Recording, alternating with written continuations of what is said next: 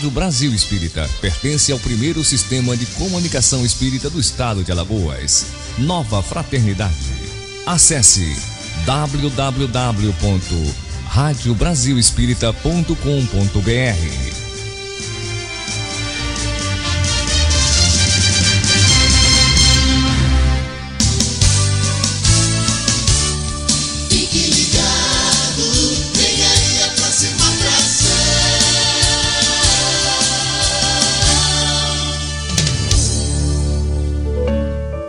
A partir de agora, na Rádio Brasil Espírita, Conversa Fraterna.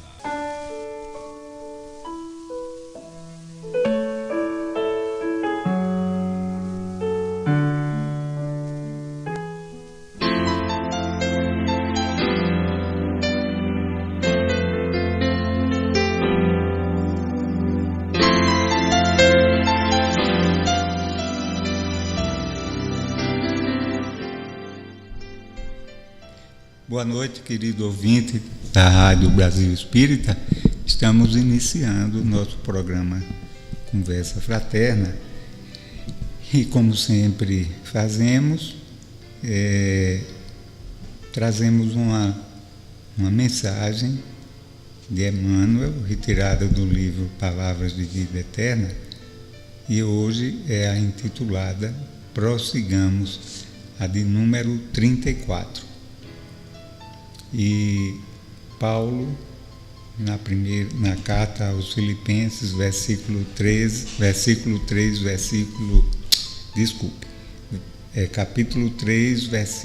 13, Paulo assim se manifesta: Irmãos, quanto a mim, não julgo que eu haja alcançado, mas uma coisa faço, e é que, esquecendo-me das coisas que atrás ficam e avançando para as que estão diante de mim. E Emmanuel comenta esse versículo. Se tendes imobilizadas na estrada, a pretexto de amarguras acumuladas ou de ofensas recebidas,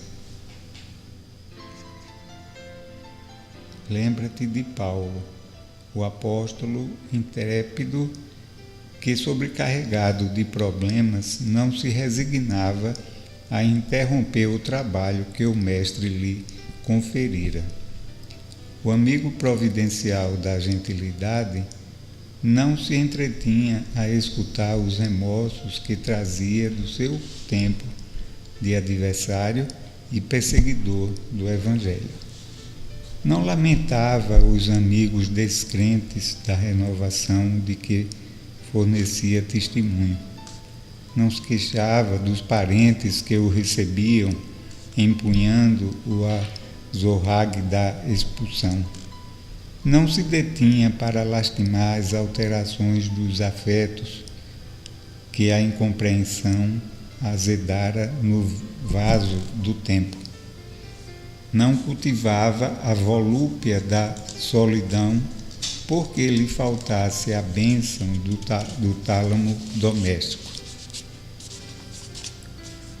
Não se fixava nos espinhos que lhe ferresteavam a alma e a carne, não obstante reconhecer-lhes a existência. Não parava com o objetivo de reclamar contra as pedradas do caminho. Não se concedia férias de choro inútil ante as arremetidas do mal. Não se demorava na rede dos elogios sob o fascínio da ilusão. Não se cristalizava nos próprios impedimentos. Seguia sempre na direção do alvo que lhe cabia atingir. Assim também nós, endividados ou pecadores, pobres ou doentes, fracos ou inábeis, desiludidos ou torturados, uma coisa façamos: acima de todos os tropeços e inibições, prossigamos sempre para adiante, olvidando o mal e fazendo o bem. Uma maravilha, não é? Emmanuel extrai daqui lições valiosas para a gente e um convite a gente prosseguir sempre, não obstante as dificuldades que o caminho do bem nos ofereça, né? Ele requer renúncia, abnegação, compreensão, tolerância, que, aliás, Jesus também nos advertia, né, em relação a isso, que a porta é estreita, né? O caminho pedregulhoso. E, de fato, a gente observa que as coisas boas requerem renúncia, sacrifício, abnegação. E quando se trata de alguém que busca a conquista dos valores do espírito, realmente, então essa renúncia se faz muito mais ampla, né? Sim. Esquecer de si mesmo, das incompreensões, das injustiças e prosseguir com o coração voltado para o amor e a mente voltada para a luz. Então, a lição é valiosa para nós. Aliás, a gente estava comentando um pouquinho antes, não foi? Isso. A mensagem veio muito a propósito. Nós estávamos aqui comentando com a nossa querida Rosana sobre as dificuldades de Paulo no início do seu missionato, não é? Sim. E não foram poucas. Ele teve uma vontade férrea Sim. a superar tantas adversidades, mas ele nunca estacionou para se lamentar das ocorrências, e inclusive com relação os seus próprios equívocos, não é? Isso. Paulo nunca, em nenhum momento, se lastimou pelos erros do passado, porque muitas vezes essas lastimações nossas nos fixam, né? E nos impedem de avançar. Nos fixam no tempo e nos impedem de novas conquistas, de novos voos, não é? Perfeito. E Paulo é uma lição nesse sentido. Sim. Esse grande apóstolo. Nós queremos desejar uma boa noite aos nossos queridos ouvintes, que sempre estão nos prestigiando. O nosso boa noite ao Márcio Eduardo. E a nossa convidada de hoje é a nossa amiga, não é?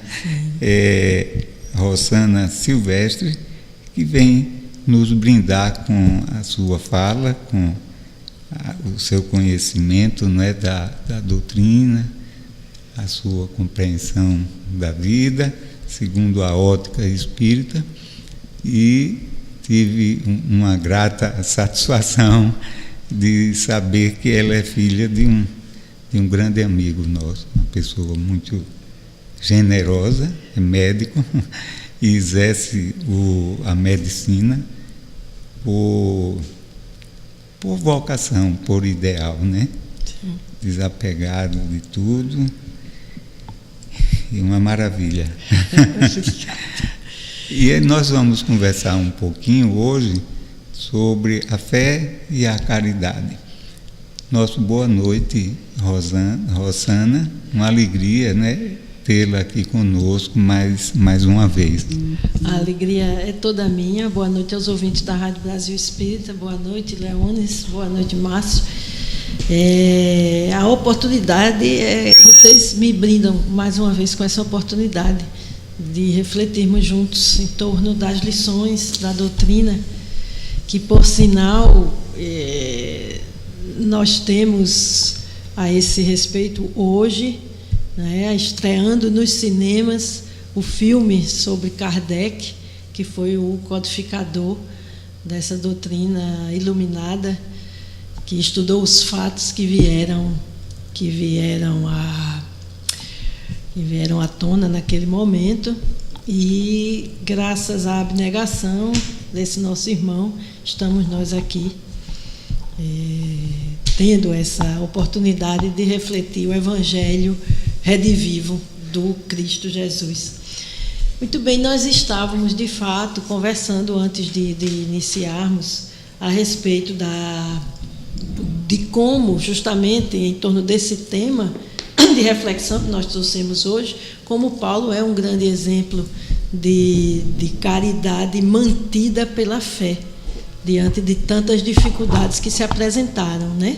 Então, nós trouxemos a nossa reflexão, nossa conversa hoje será em cima do trecho, em O Evangelho segundo o Espiritismo, capítulo 11, Amai o próximo como a si mesmo, versando sobre a fé e a caridade, né? Nas instruções dos Espíritos. E ele inicia dizendo exatamente: disse-vos há muito, meus caros filhos, que a caridade sem a fé não basta para manter entre os homens uma ordem social capaz de os tornar felizes.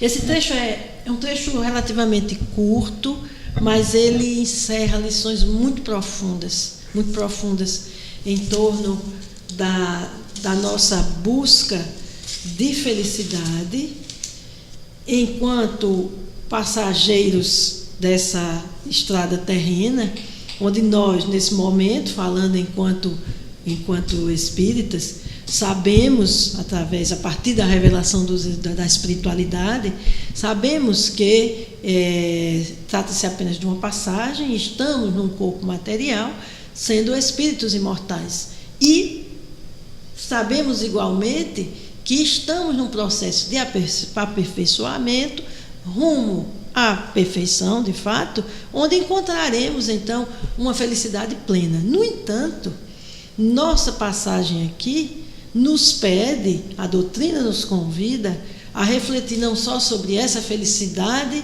que nos aguarda, a felicidade plena, mas nos convida a buscar os valores e a essência daquilo que já aqui nos tornará felizes na medida do possível dentro dessa nossa condição. E aí, quando ele fala da fé e da caridade, ele exemplifica exatamente que impulsos de generosidade, de caridade, poderão surgir eventualmente de pessoas até mesmo que não tenham nenhum direcionamento de crença ou de religião. Isso existe, é louvável da mesma forma. No entanto, a fé associada à caridade é exatamente aquilo. Vamos imaginar que caridade no sentido amplo da palavra, e a gente vai até voltar um pouquinho sobre o último tema que a gente falou, que foi a caridade moral e a caridade material, né?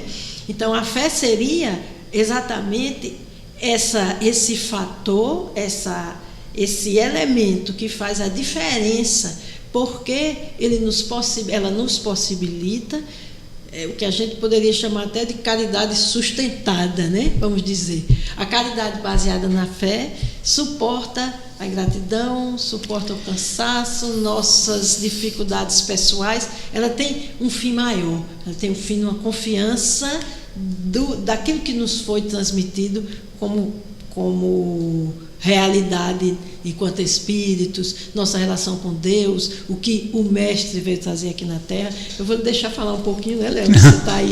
Vamos trocando ideias. Isso. Eu me lembrando, em relação à fé, existe a fé material, né, e a fé divina. Sim. São coisas que têm uma correlação íntima, né? A fé material é a fé que a gente tem naquilo que é tangível, né? Que é palpável, que é a crença é você acreditar em alguém, é uma fé isso, né? Uhum. Em si próprio também. Em si próprio, em você acreditar, por exemplo, que o seu carro não vai lhe deixar na rua, que a revisão foi bem feita, que o mecânico foi responsável, que o piloto do seu voo está devidamente capacitado para não testar a sua fé divina, que é a fé na espiritualidade superior, não é? A fé em Deus, a fé nos nossos benfeitores maiores, não é? Isso. Então Kardec começa se referindo a essa fé divina, não é? A questão exatamente que se chama a atenção aqui é, a partir dessa fé, então surge naturalmente a abnegação, o sacrifício, o distanciamento de valor, de imperfeições, egoísmo, vaidade, porque há um sentido muito mais profundo do momento que nós entendemos que o único caminho é o amor. Foi isso que o Mestre Jesus nos trouxe, e a doutrina nos traz o descortinar de muitas das verdades que o Cristo trouxe, muito embora o exemplo dele é maior do que qualquer necessidade de esclarecimento, estejamos apenas com o coração e o espírito aberto para recebê-lo, mas tivemos esse privilégio, e entendendo o sentido do nosso crescimento moral através do amor, isso nos impulsiona de fato a amar uns aos outros, a nos esquecer muitas vezes para nos dedicar a uma causa, seja da divulgação do Evangelho de Jesus, seja justamente da caridade que nós falávamos há pouco, a caridade moral, que é aquela que nós, em nossa condição, ainda temos muita dificuldade em praticar.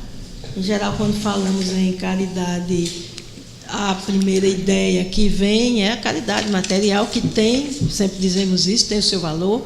Obviamente, o socorro aos necessitados do amparo material é benfazejo, é digno e é de valor.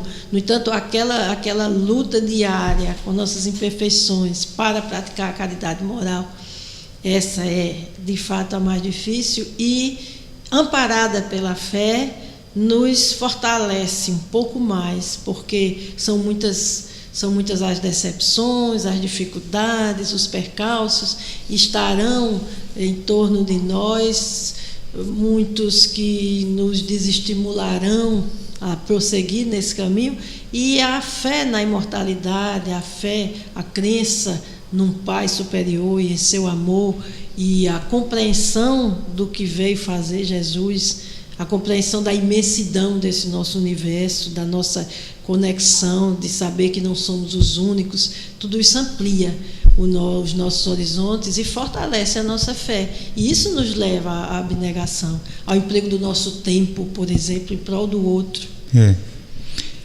Kardec faz uma referência à fé raciocinada, não é?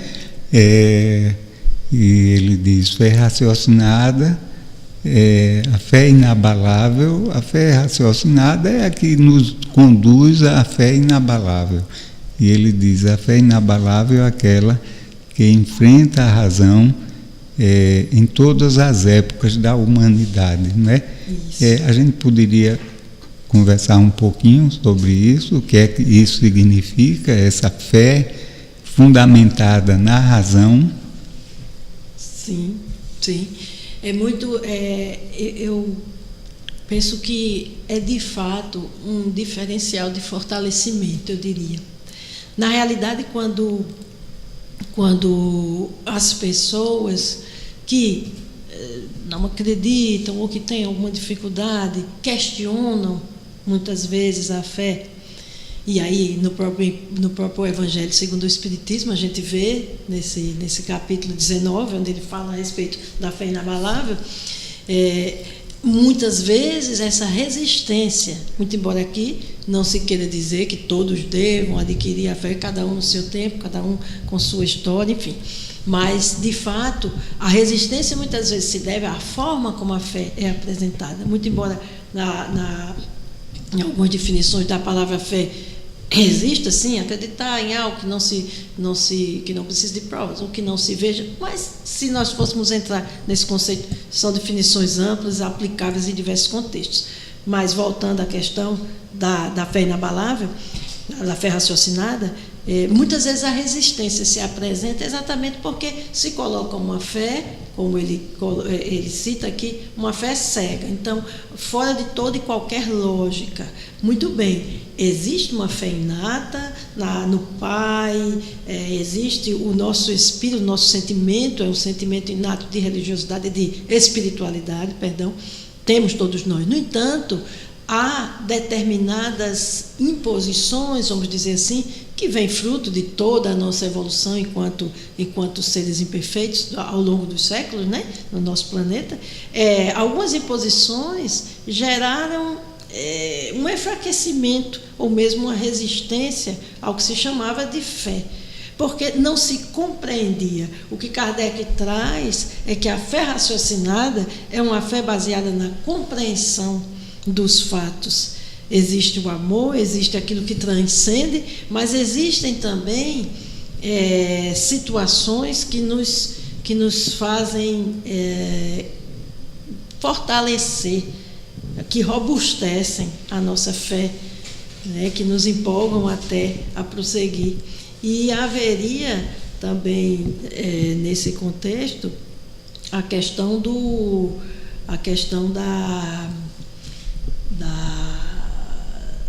questão de provas, que se confunde às vezes, mas não precisa de provas. Não precisa de provas, como ele próprio coloca em A Gênese, das provas da existência de Deus, basta ver a sua obra. Mas esses outros fatos que foram trazidos, que foram estudados por Kardec, são meios apenas de nos colocar em contato com realidades que são nossas, enquanto espíritos imortais, né? Então, essa fé raciocinada seria uma fé que suporta os abalos, os diversos tipos de abalos. Que levam, muitas vezes, a uma fé frágil, né? Fragilizada, e às vezes até a descrença mesmo, por conta de uma fundamentação. Então, essa fé proposta pela doutrina espírita é uma fé que ela se permite ser questionada, né? Sim. Que se permite ser testada ante a ciência, as descobertas. Ela não é dogmática, não é? Ela pode ser debatida, pode ser refletida, e uma fé assim construída, ela nos dá uma segurança muito grande por a gente saber das coisas, não é? Sim. E, por exemplo, a gente vem vivendo desde sempre nos conflitos, né?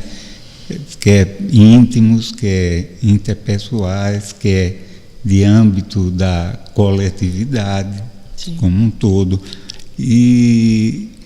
Mas essa certeza no amor divino, na bondade divina, nos tranquiliza em relação ao nosso futuro, que por mais que as coisas possam se aparentar tumultuadas, desorganizadas, como se estivessem acontecendo a revelia das leis divinas, não é verdade. Não é tudo. Exato. Isso está submetido a essas leis maiores de amor que regem todo o universo, não só a sua concepção física, mas também a moral, não é? Então isso nos dá uma certeza. Por maior que seja a tempestade, depois virá a calmaria, virá a bonança, não é? Isso. E é exatamente essa questão das explicações, vamos dizer assim. Aquilo que se afigura, que poderia se afigurar como uma injustiça, interrogações enormes que se apresentaram para para muitos de nós, né? A busca de razões, não só no sentido, não só a coisa mais profunda da busca do sentido da existência, sim, mas em cada acontecimento, em cada situação, quantas vezes nossas perguntas ficariam sem resposta se não fossem determinadas luzes que a doutrina trouxe, como, por exemplo, a principal, nesse caso, a reencarnação. Como acreditar na justiça divina com a nossa visão limitada, olhando apenas pelo ponto de vista material, olhando apenas do ponto de vista de uma única existência, como aceitar determinadas coisas, apenas no sentido de dizer, é assim mesmo, Deus quis assim, tenha fé. É muito mais difícil. É muito mais difícil. E se por um tempo se pode acreditar, a fragilidade, como você falou agora há pouco, é muito grande. Então, é de fato algo muito consolador, mas é um consolador de forma esclarecida.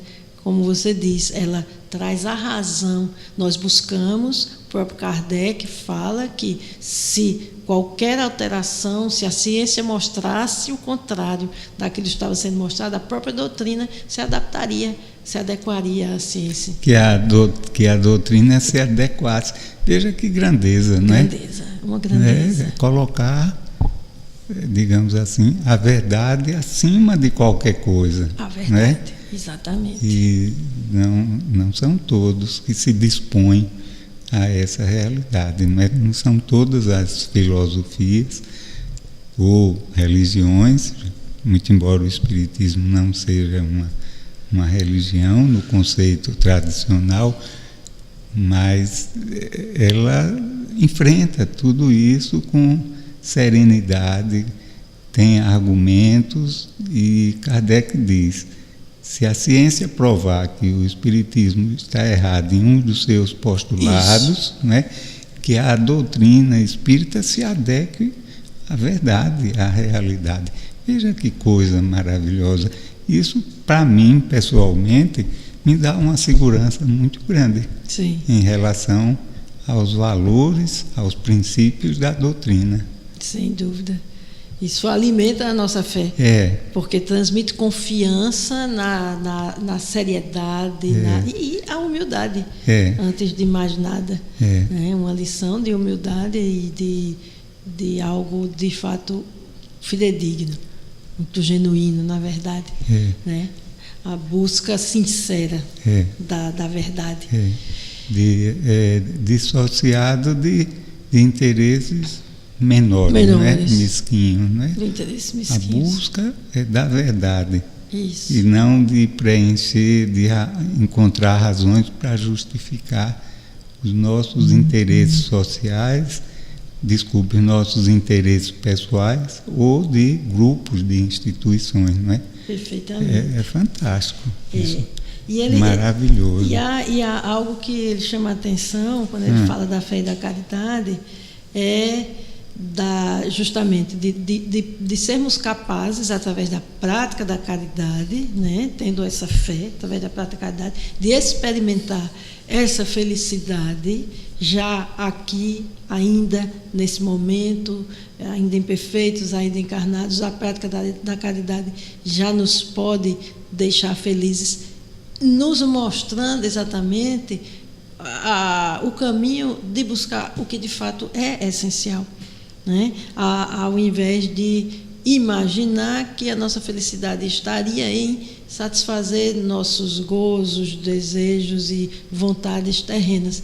A doutrina nos convida, através da prática da caridade, a descobrir uma outra face, um outro mundo, uma outra forma, de fato, de ser feliz, que a gente vai paulatinamente, né, cada um no seu tempo. O convite é feito, nós vamos nos achegando, iniciando, e, de fato, quando começamos a prática do nosso melhoramento, que é uma forma de caridade para conosco e para com o próximo, porque nos melhorando estaremos tendo uma capacidade maior de praticar a caridade. Então, começando essa prática, nós vamos experimentando as mudanças que vão acontecendo, né? Nós vamos experimentando. Então, ele traz isso e traz uma outra coisa também, que sabemos, no futuro a solidariedade, a fraternidade reinará, né? E já não haverá mais necessidade desse chamamento, mas o que se fala de fato, o que ele chama a atenção, que é bem interessante, é que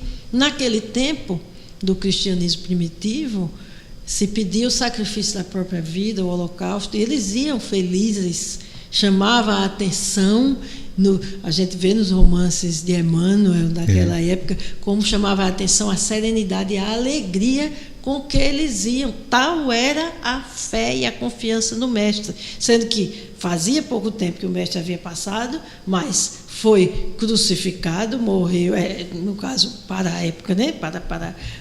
Junto com, no desprestígio, vamos dizer, junto com os ladrões, e era perseguido. No entanto, a fé deles se mantinha numa força que os próprios inimigos não compreendiam.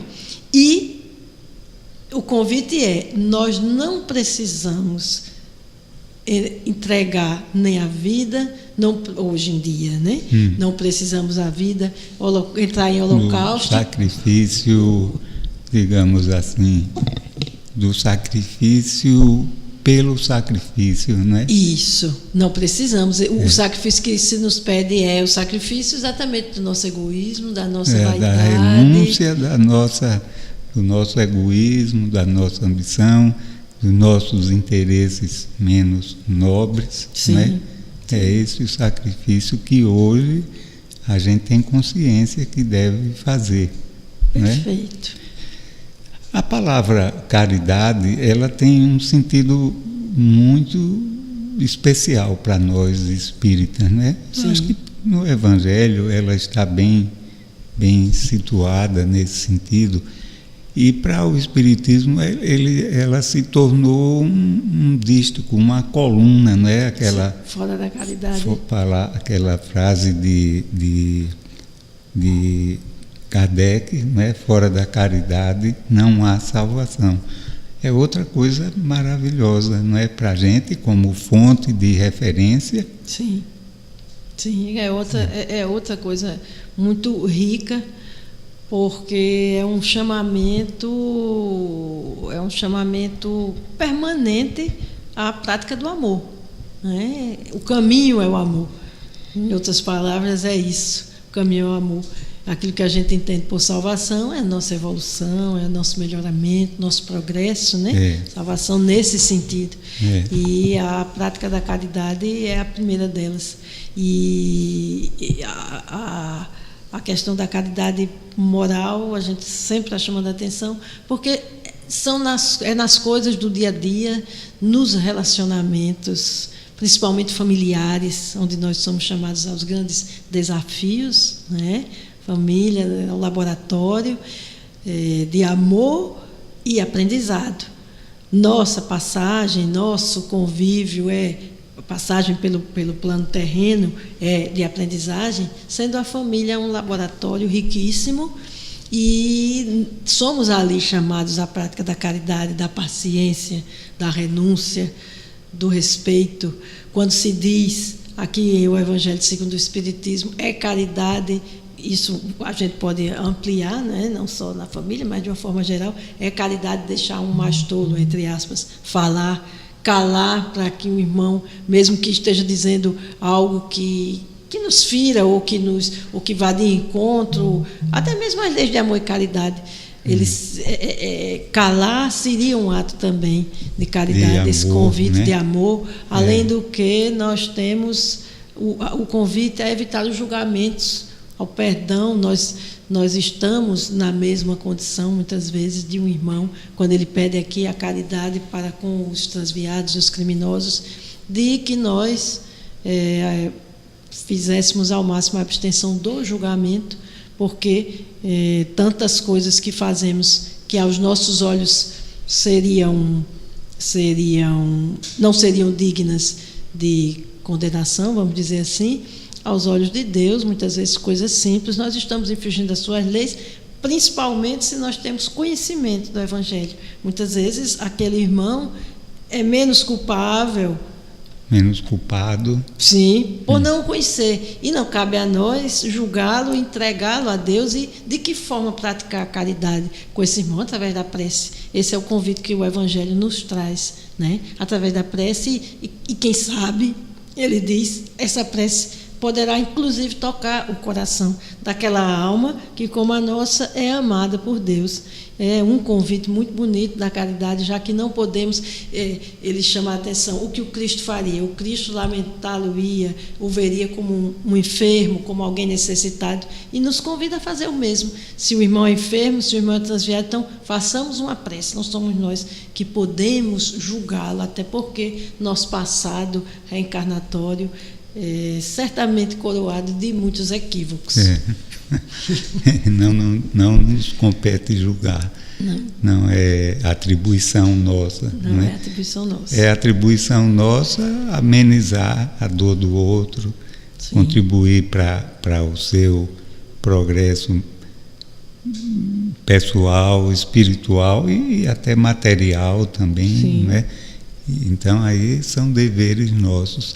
E esse arcabouço todo da doutrina nos dá assim, diretrizes bem claras, bem racionais, né, em relação ao nosso comportamento no dia a dia. Né?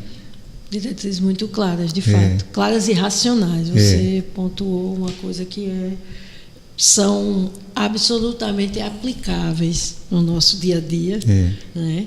Desde que nós possamos nos dispor a fazê-lo, né?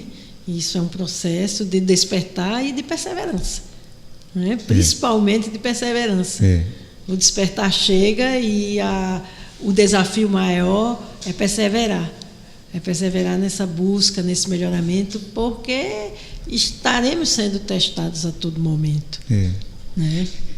E eu estava ouvindo uma fala de um companheiro fazendo uma divulgação de um evento e eu me lembrando, a doutrina espírita, ela atua muito na gente profilaticamente, existe esse termo? Sim, existe. Você que é médica, né?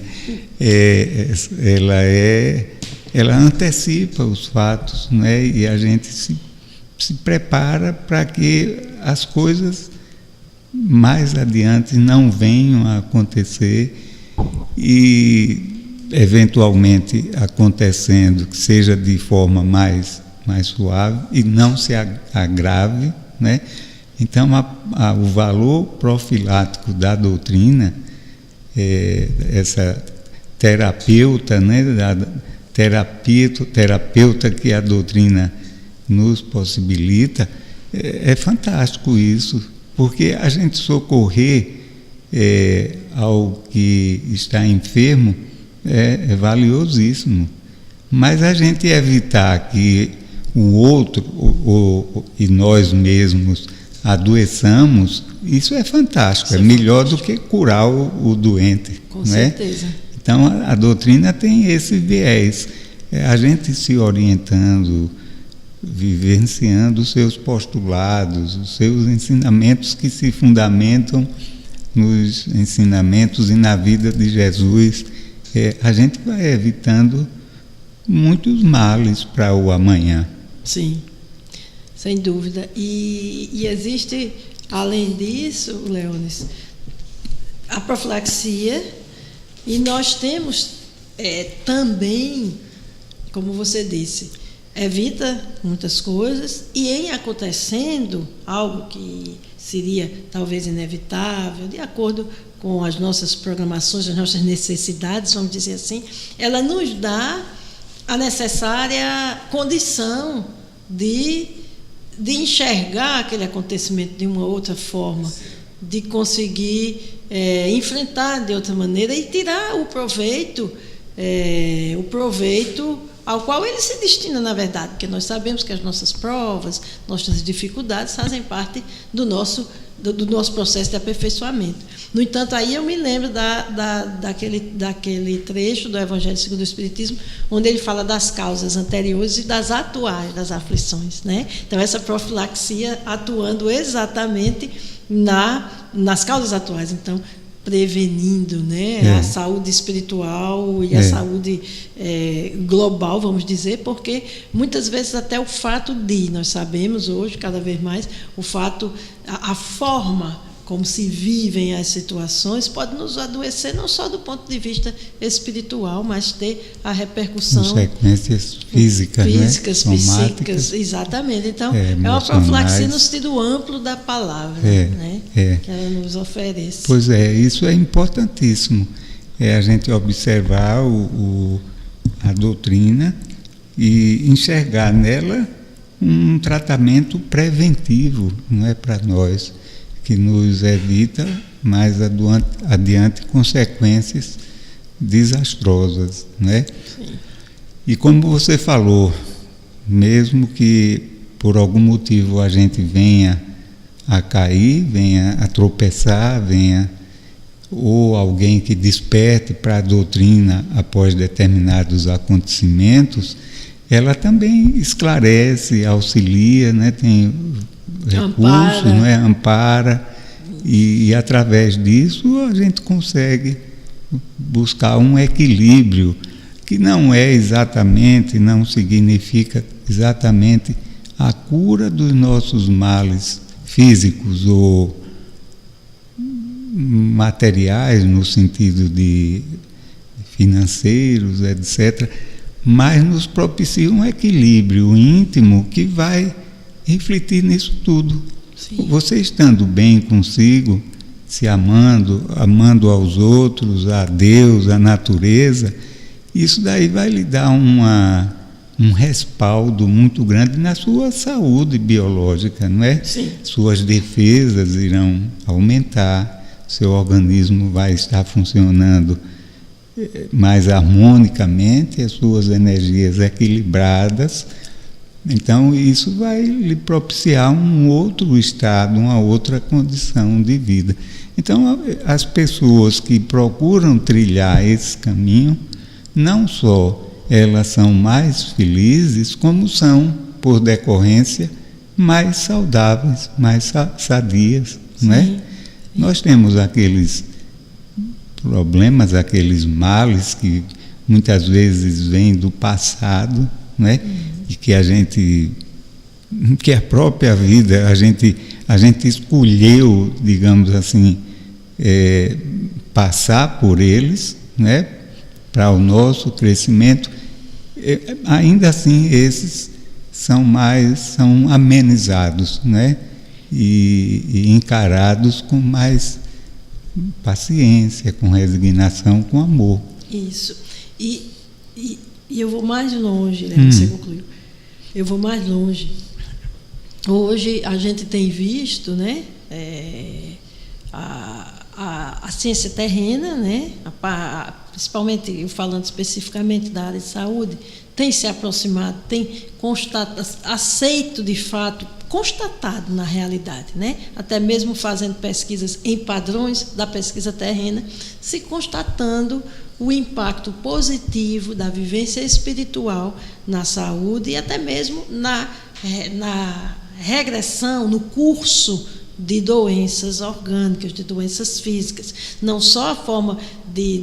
Não é somente uma influência em dizer aceita melhor. Não, o curso da doença de fato se modifica, vem sendo provado. E mais um fator que a medicina terrena vem constatando, e o estudo, né, as AMES do Brasil tem se voltado muito para isso, é que mesmo, veja bem, mesmo aquelas enfermidades que nós trouxemos em nossa programação reencarnatória, né, vem ali no perispírito, com seu histórico, mesmo essas, a partir de uma modificação íntima nossa, elas poderão não se manifestar. Doenças que vêm com a determinação genética. Uma doença, por exemplo, vamos dar um exemplo. a hipertensão arterial. Então, existe todo um histórico que nós sabemos, que traz aquilo que nós poderemos desenvolver. Então, da mesma forma que a mudança do estilo de vida, de uma forma geral, hoje se sabe que podem evitar que uma doença se manifeste, até a própria demência, até o próprio Alzheimer tem sido estudado, isso claro que as duas coisas não estão separadas, somos seres integrais, né? Mas isso, o estudo da doutrina, o estudo voltado para a saúde, tem mostrado que o melhoramento íntimo também poderá nos livrar do desenvolvimento dessa doença, ou seja, uma modificação no estilo de vida de uma forma geral. Então, observe como, de fato, a profilaxia é potentíssima a ponto de se evitar o desenvolvimento de uma doença que estaria ali pronta para se apresentar, mas que necessariamente não será o caso. Então, isso é muito bonito, é uma força muito grande. Mas, às vezes, esse comprometimento nosso com o passado é muito forte, não é? E exige determinadas reparações, né? Sim. Que é preciso tempo. Tem aquela nós não podemos passagem, generalizar, é verdade. Tem aquela passagem de Pedro que diz que é uma carta de Pedro a quem? Não me lembro no momento. Ele diz que o amor cobre uma multidão de pecados, mas não todos os pecados. Uma multidão, mas não todos, exatamente. Alguns são mais, são mais comprometedores. Há comprometimentos que nós temos, há resgates que têm que ser feitos. Isso não. Foi muito importante você lembrar disso, porque de fato poderia ficar a impressão de que isso era sistemático. Os romanos, né? É a carta de Paulo, de Pedro aos romanos. Não lembro, né? Depois a gente vê aqui e comenta. Em todo caso, foi importante você pontuar, porque a gente não pode simplificar. Apenas é importante acenar com esses fatos para que isso seja mais um motivo do nosso esforço em nosso melhoramento, modificar nossos pensamentos em primeiro lugar e o treino da modificação da conduta. Porque, caso contrário, seria uma derrogação às leis divinas, né? A lei de causa e efeito, por exemplo. Né? Sim. A gente às vezes criou situações de tanta... que a gente buscou, não é Deus nos castigando, não é? Mas é que a gente buscou. Nós atraímos para nós esse tipo de situação, que agora terá que ser reparada dentro das leis divinas que regem o universo. Isso. Né? Que funcionam, que são imutáveis. Né? Olha, você, ouvinte, pode encaminhar suas perguntas através dos meios de comunicação com a rádio, que você já conhece, não vamos enumerá-los todos aqui, mas será uma alegria muito grande, porque a sua dúvida pode ser a nossa dúvida, pode ser a do outro ouvinte, não é? Isso. E dessa forma a gente vai estar enriquecendo o nosso programa aqui. O objetivo é exatamente esse, é levar o esclarecimento, não é? A luz à luz da doutrina espírita, não é? E conforme aqui o nosso entendimento, que o meu em particular não é muito grande, mas é importante a gente se disponibilizar a contribuir. Não é? Exatamente. Então, você, por gentileza, ouvinte, mande as suas perguntas, os seus questionamentos. A gente gostaria de lembrar que haverá agora, nos próximos dias 5, 6 e 7 de julho, no Centro Cultural e de Exposições Ruth Cardoso, no Centro de Convenções, o 5º Congresso Espírita Alagoano, que terá como tema central o Sermão do Monte. Teremos a participação de diversos oradores conhecidos nossos, né, nacionalmente, conhecidos não só pelo dom da palavra, mas pelo conhecimento notório, pelo saber, né? Pela vivência espírita, porque para nós só o saber, o conhecimento não são suficientes. Ele tem que se transformar em ação. Sim, não é? Exato. A gente também tem um outro evento que será um seminário realizado nesse sábado próximo, lá pelo Centro Espírita William Crookes, intitulado Bastidores da Obsessão, as raízes do suicídio. Muito interessante. Pelas companheiras Denise Lino e Suênia Freire, ambas da Paraíba. Esse seminário ocorrerá no horário das 8 às 12 e das 14 às 16. E a inscrição está sujeita a 2 quilos de alimentos não perecíveis. Então vamos aproveitar essa oportunidade, não é? Para reflexão, para aprendizado. A gente tem vivido uma fase assim complexa em relação a tantos casos de suicídio, né? Muito. E requer uma reflexão nossa mais profunda, até para nós mesmos nos tornarmos mais resistentes a esses desequilíbrios, né? Sim. E como levar ao outro também essa proposta, esse auxílio, esse conhecimento que faculte o encontro de um equilíbrio interior, não é? Sim. Que supere essas dificuldades. E o Espiritismo tem argumentos aos milhões para nos conscientizar em relação a uma atitude saneadora desses males, né? Para que eles não venham se agravar e criar em nós dificuldades maiores, né? Sim. Bem, nós temos algumas perguntas aqui a responder. Temos uma pergunta de Clara, de Jatiuca, Maceió. Clarinha, boa noite, uma alegria, viu, tê-la com a gente. E ela diz aqui, olha, falando sobre a caridade. Ela questiona o seguinte: a distribuição de alimentos aos moradores de rua é um ato de caridade ou uma forma de se ter a consciência limpa por não fazermos nada para tirá-los da situação em que se encontram? A caridade é para quem? Para o morador de rua ou para nós mesmos?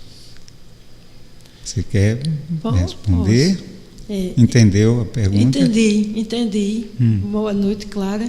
É uma pergunta bem interessante, porque denota um desejo de refletir naquilo que de fato é importante. Acho que Clara foi muito responsável em relação ao compromisso, nosso compromisso com os nossos irmãos, né?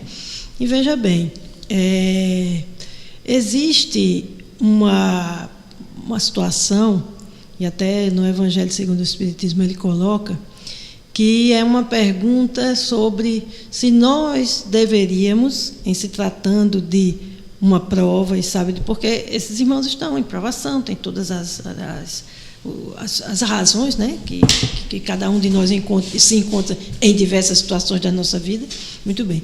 Mas se o irmão estando em provação, se nós deveríamos auxiliá-lo ou não, já que é uma provação, então, primeiro, a resposta é sim, porque nós estamos aqui para auxiliar uns aos outros. Muitas vezes nós viemos, por exemplo, nos confrontar com determinados irmãos em certas situações, viemos como instrumentos de alívio, porque Deus nos concede as provas e o alívio necessário, lenitivo, para que nós possamos segui-las.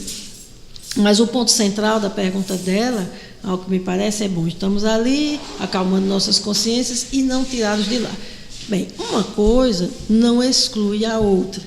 digamos que, diante da impossibilidade de tirá-los dali, isso não nos impede de ajudá-los naquele momento com o pão material, e não só o pão material, porque o olhar de... Isso é algo que o fato de serem vistos, serem olhados alguém, e a nossa postura durante também esse tipo de atividade, eu não diria nem durante esse tipo de atividade, mas diante desse tipo de atividade. Nós não estamos levando só o pão material, estamos levando nosso amor e o pão moral, e isso não excluiria, digamos que, ter a consciência, como foi bem colocado por Clara, ter a consciência de que isso não é o suficiente e que, de fato, nós devemos procurar através de que meios nós podemos contribuir para tirá-los de lá. Sim, isso deve ser um compromisso de consciência nosso. É claro que cada um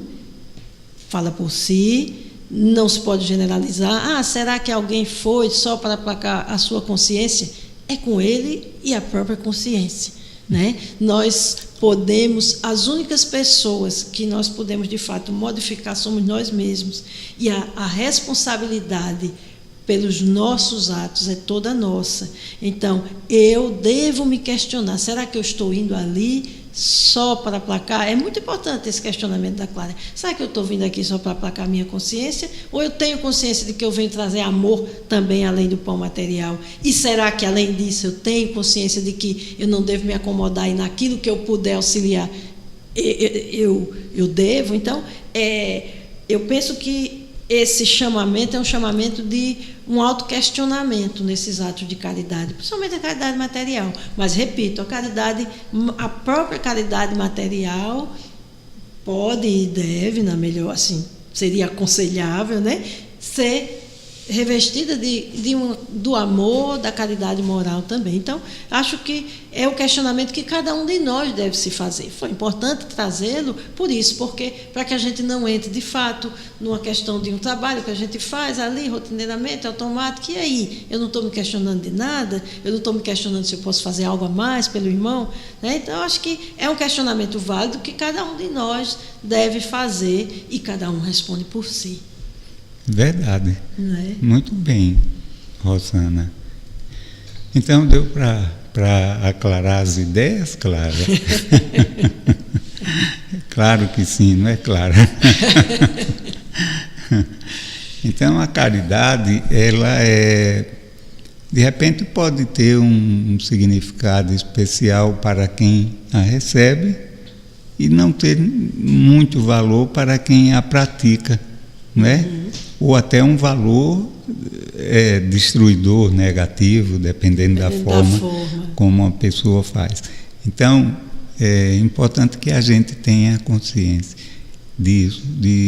Eu acho que foi Madre Teresa de Calcutá que comentou. E o importante não é o que você dá, mas como você dá.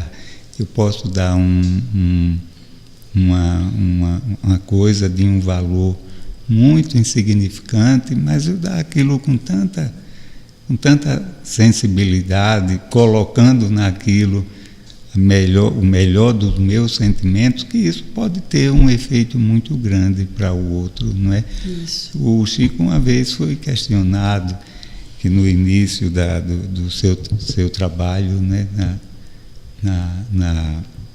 nessa área do amor, da caridade, e se formavam filas daquelas pessoas humildes que iam receber. Ele não tinha recursos, aí ele dava uma moedinha para cada. E questionaram, mas Chico, isso aí não tem nenhum valor para aquele pessoal. E ele respondeu, disse, meu filho, as pessoas não vêm aqui em busca da moedinha, ela vem em busca do amor, né, do sentimento, né, vem em busca de um recurso para a sua alma, né? Então, a mesma coisa deve ser com a gente. Né? Você dá um objeto só para se ver livre da pessoa, ou para comprar a paz de consciência, para o outro pode ter um significado aquilo, né? Está recebendo algo que vai atender uma necessidade material mais imediata sua, mas poderia ser muito mais valioso, não é? Eu não sei se eu comentei com você um episódio que aconteceu comigo essa semana, que eu vinha até de um centro à noite, depois de uma palestra, em uma rua meio estreita, à noite, a rua não era bem iluminada, e eu parei no sinal e tinha uma pessoa com uma roupa, parecia um morador de rua, com as sacolas, umas coisas assim, típicas de morador de rua, não é? Aí eu parei, eu olhei para ele, ele riu para mim, e ele estava com um pão na mão. Aí ele me ofereceu assim, eu com o vidro do carro fechado, tenho esse hábito de andar com o vidro fechado, levantado, e ele ofereceu o pão para mim. Eu fiz um ar de riso para ele, aí ele insistiu, fez um gesto assim, como se fosse partir o pão com uma faca, apontando para mim, como se dissesse, vamos dividir o pão. Aí coisa linda, não é? Aí eu baixei o vidro, falei com ele, ele disse, eu estou esperando uma água aqui que a senhora vai me dar. Eu digo, meu irmão, Deus lhe abençoe. Eu não tinha nada para dar para ele ali, de um biscoitinho, alguma coisa, né? Aí fui embora. Mas eu achei uma coisa tão bonita, não é? Um gesto muito bonito. Tão bonito dele. Quer dizer, um gesto assim, a pessoa não está dando o pão, está dando o seu sentimento, né? Da sua essência, não é? E às vezes, agora me ocorreu, às vezes é preciso, não é indispensável, veja bem, não vamos generalizar, mas muitas vezes é preciso estar numa condição assim para que a nossa essência apareça. Veja bem, é preciso que eu deixe muito claro que não estou desmerecendo absolutamente o gesto do irmão, muitíssimo pelo contrário. Eu estou entendendo. Mas veja quantas vezes, então pronto, vamos tomar para nós, né? Deixemos o irmão que fez um gesto lindo. Quantas vezes nós precisamos estar em dificuldade para que a nossa essência comece a ser buscada e possa aparecer um pouquinho. A nossa essência, o nosso lado luz que nós temos, nossa centelha divina. Pois né? As dificuldades materiais para a nossa evolução espiritual, elas são muito importantes. Sim. Enquanto a fartura, a riqueza, a falta dessas necessidades, a abastança, é uma aprovação imensa, não é? Por nos possibilitar dispor dos meios de sobrevivência sem precisar pedir. Né? E isso muitas vezes nos leva a uma arrogância, né? A uma indiferença com a dor alheia. Né? Então era por isso que Jesus dizia, é mais fácil o camelo passar pelo fundo de uma agulha, era uma forma simbólica, né? Dizem que camelo à época, né? Seria uma corda feita de pelo de camelo. Né? Isso, do que um rico entrar nos reinos de Deus. Então, a gente tem que entender assim, isso não se trata de uma discriminação em relação à riqueza, mas a forma como a gente a utiliza, a emprega. Como nós... Enquanto a pobreza, só para eu fechar aqui, enquanto a pobreza torna a gente mais solidário, mais humilde, mais compreensivo em relação à dor do outro, né? Veja, uma região mais humilde, mais pobre, a vizinha, acabou aqui o sal, você tem uma pitadinha, a outra atende com a maior boa vontade. Sim. Será que isso numa região onde socialmente mais abastadas e tal, eu acho que a vizinha não teria nem a ousadia de bater a porta da outra para pedir, não é? Que provavelmente não seria recebida de bom grado. Sim, provavelmente. A questão da riqueza, quando ele fala em o Evangelho segundo o Espiritismo, que ele diz, como você falou, ser uma prova muito mais difícil do que a pobreza, porque é o máximo excitante do orgulho, da sensualidade, é o que mais nos prende à terra. Então, com muita facilidade, nós nos desviamos, né? Tendo essa condição temporária de riqueza material e, além do mais, se a detemos numa determinada encarnação, temos um compromisso muito maior, porque temos que utilizá-la, né, no progresso, não só no progresso do planeta na medida do possível, mas no auxílio aos irmãos, ainda que esse auxílio não seja um auxílio simplesmente de doações, pelo contrário, se pode proporcionar inúmeras coisas ao desenvolvimento, multiplicando, né, através de ofertas de trabalho, através de custeio de estudo, tantos exemplos que nós podemos. No entanto, é muito fácil, pela nossa natureza, nós fazermos como o servo que escondeu o talento. Né? Recebe o talento, escondeu e deixa ali guardadinho. Na realidade, a gente tem uma tendência, é uma prova muito difícil, que a tendência é multiplicar e acumular para nós e para os nossos. Família terrena, vamos dizer, né? Falando da família terrena.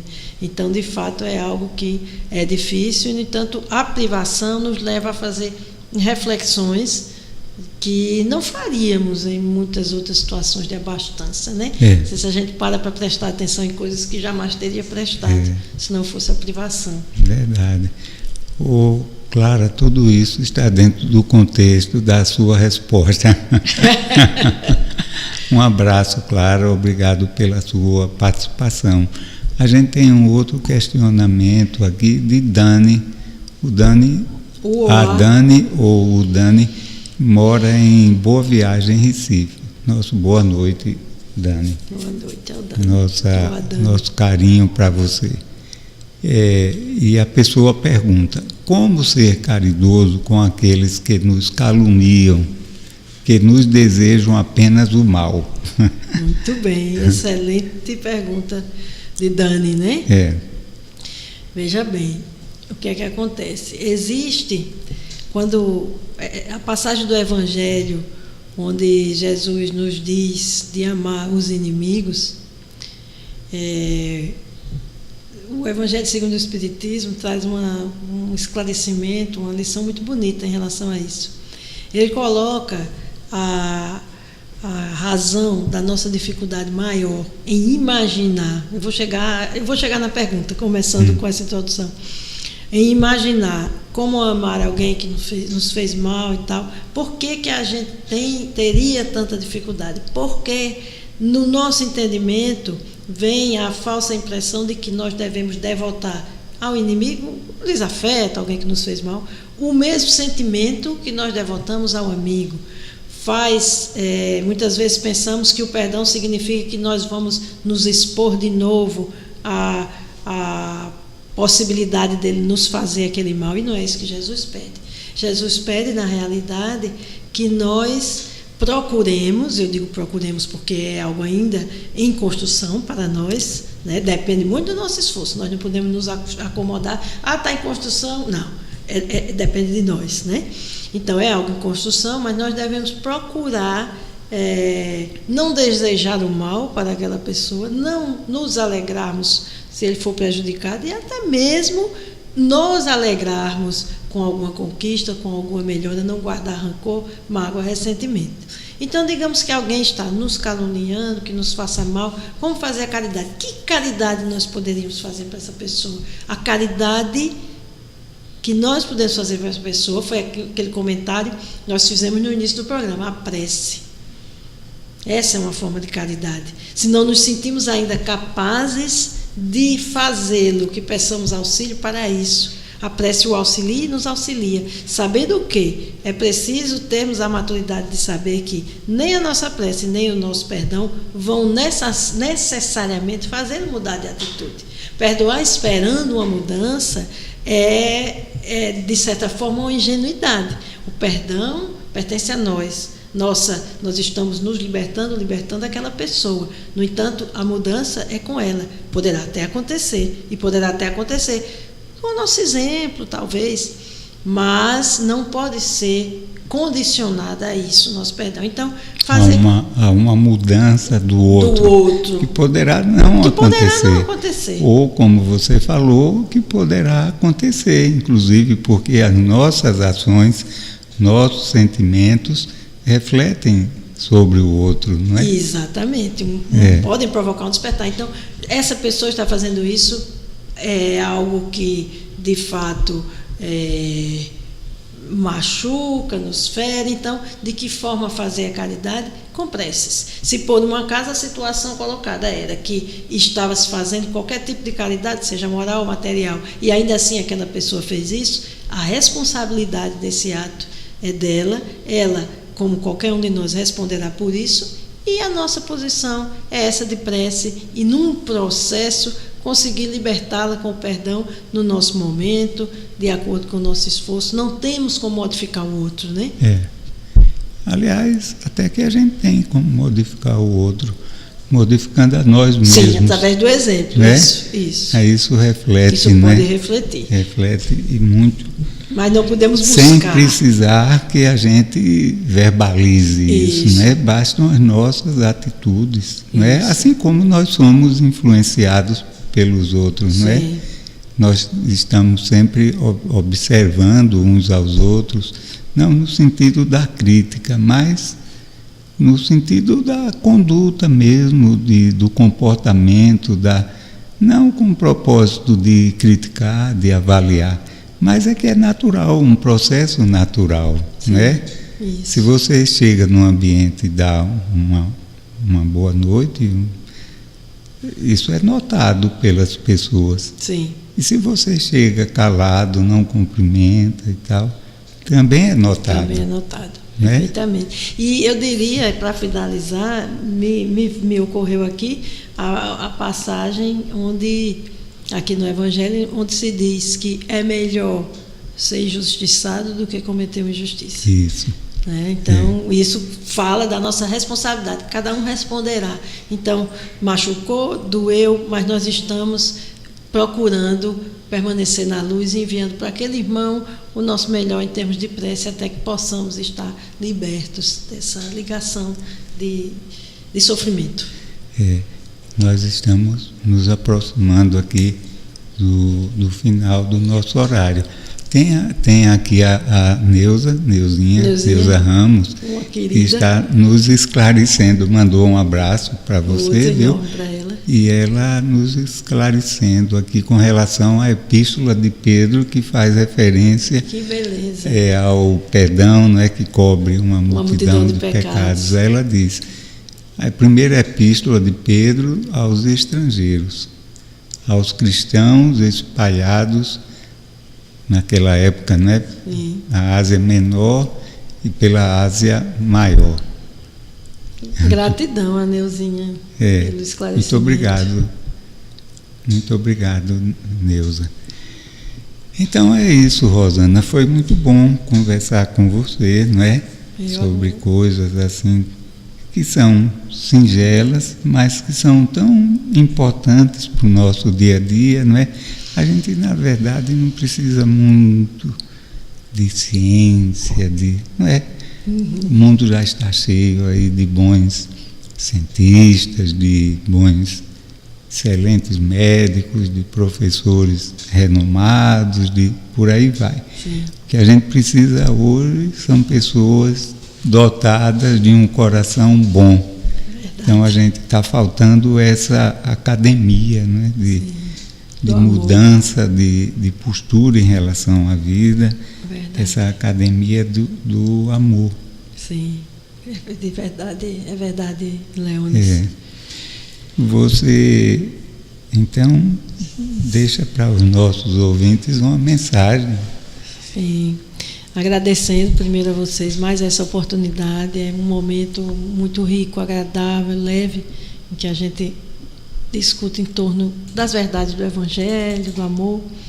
E eu deixaria aos ouvintes a mensagem da fé, a mensagem da fé em um futuro sempre melhor, em um amor imutável e incomensurável do nosso Pai por nós, e que nos momentos de dificuldade pensemos no Mestre Jesus, em tudo que ele enfrentou, em tudo que ele teve de viver por nós e que nos deixou esse exemplo.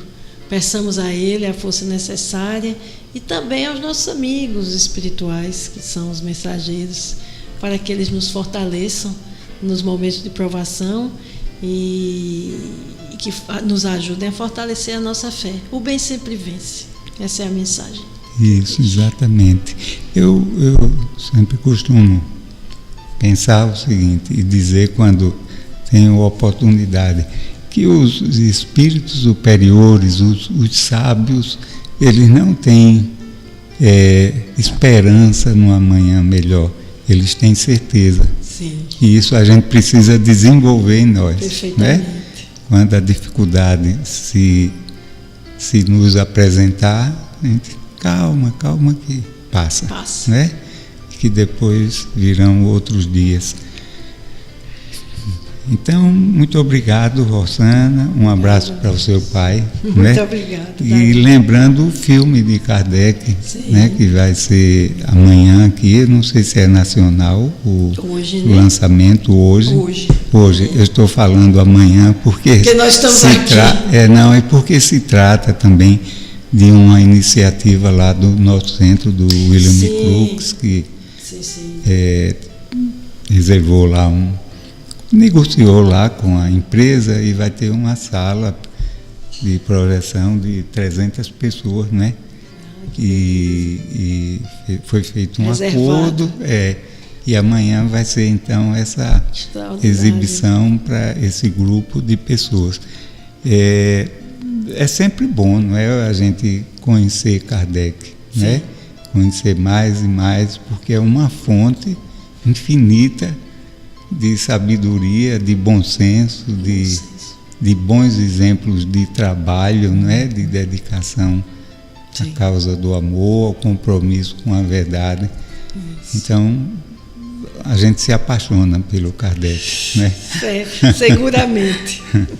Muito obrigado mais uma vez, obrigado a você, ouvinte, pela sua audiência, e que Deus nos abençoe sempre no caminho do amor e da paz.